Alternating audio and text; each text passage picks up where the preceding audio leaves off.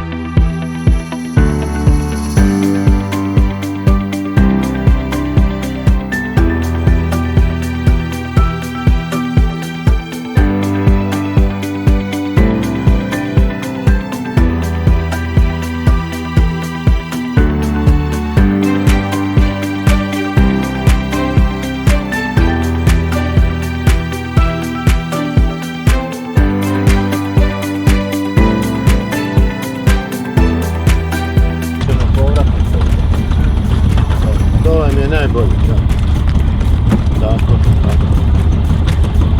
je, ali do 1.9. morate registrirati, imate na onaj e-mail gdje morate poslati ono za Ministarstvo pravosuđa. To je...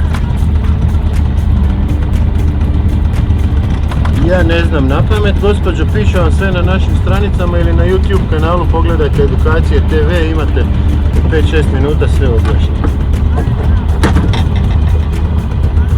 Ništa, Bog dženja.